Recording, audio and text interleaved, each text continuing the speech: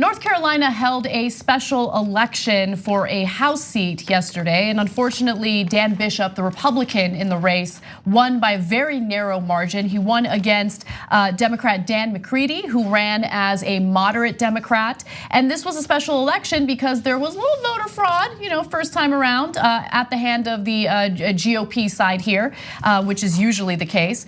But to give you some more details on this, and I want to have a discussion of what we can learn from this moving into the 2020 election. The 2018 midterm race for the seat in which McCready barely lost against a different Republican was in question for months because of evidence of election fraud on the GOP side. The election was finally thrown out, an embarrassing conclusion for state Republicans who had carved the lines of the deeply red district. So let's just stop right there. We all know about the gerrymandering that takes place, and the gerrymandering is done to give a particular party an advantage in this case, and in a lot of cases, the GOP will carve out the district in a way that gives them an advantage when it comes to these types of races. Even so, we have a Republican who won by a very narrow margin. Just something to keep in mind as I move forward.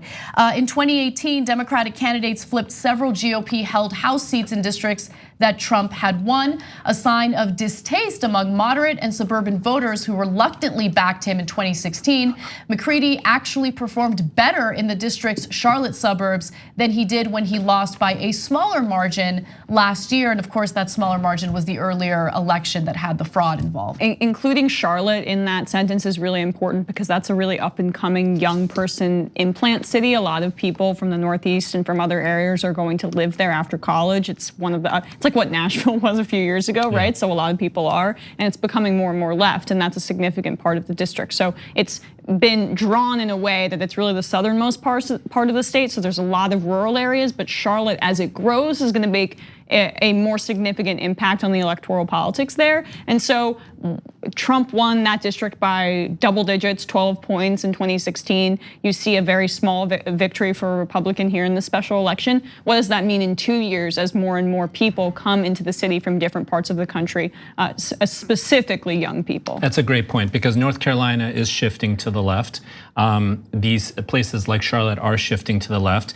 The victory here was less than 2%. Trump likes to take credit for that as some sort of mandate of his, but this is a deeply red district that already has shifted from Trump winning by 12% to winning by 2% here, which means that if a 2020 candidate emerges, and here's the thing I'm super psyched about, that actually has a legitimate perspective that speaks to working people in that district, then it's going to represent a real contrast with the Trump Republicanism, right? And so I think that there's actually this is good news potentially, not in this victory itself, but overall the trajectory is shifting where if a real progressive comes and challenges that district, they could definitely win that district. You don't think Joe Biden's going to excite? That ain't what I'm talking about.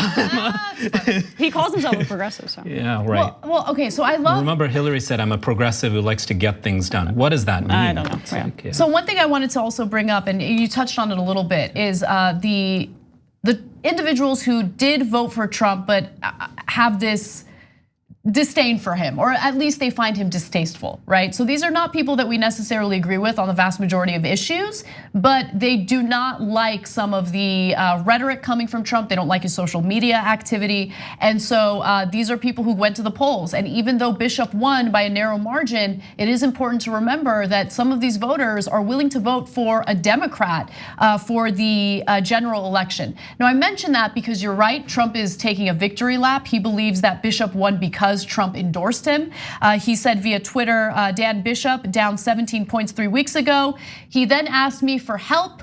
We changed his strategy together, and he ran a great race, big rally last night. Now it looks like he's going to win. CNN, MSNBC, blah, blah, blah. He goes after the media. But it's important to remember where Trump is when it comes to his approval rating. In fact, he was crying about it on Twitter today. And it's because a new Washington Post ABC poll released yesterday found that 56% of voting age Americans say they disapprove of Trump's performance in office, and his approval rating among that demographic is at 38%. I also want to note, or not note, but I want to quote one of the voters that the New York Times spoke to, and she's a young woman, Stephanie Dillon is her name, and she says, quote, The whole kind of sexist persona totally turns me off. Why is Trump spending his time tweeting to celebrities? This is an individual who voted for Trump. Look, Trump acknowledged, which Hillary Clinton didn't do in 2016, the disenfranchisement that many working poor white folk experience. And that's something that we should all feel compassionate toward as progressives, because and that's why a candidate in 2020 who acknowledges those concerns but is actually going to do something about it instead of spinning his wheels in egoism and bizarro world is gonna win.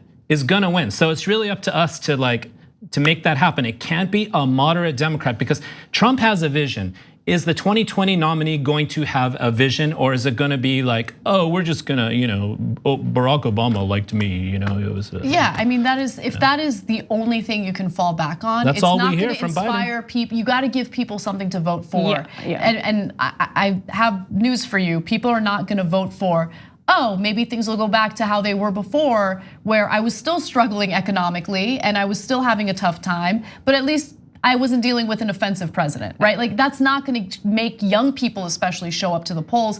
I mean, you got to think about the financial situation that the vast majority of Americans are in. I keep mentioning this because it's important. Americans have more consumer debt today than they did at the height of the last recession. People are struggling. So Trump can mention the GDP numbers all he wants, but that is not a good indicator of how the average American worker is doing today. People are doing worse. The markets, which are capitalized by the elites, are doing better. Yeah, even though there's volatility. And just to buttress what you guys said, 2016 Trump voters are not the same as 2019 Trump supporters. They are able to be swayed based on exact things that you're saying right now.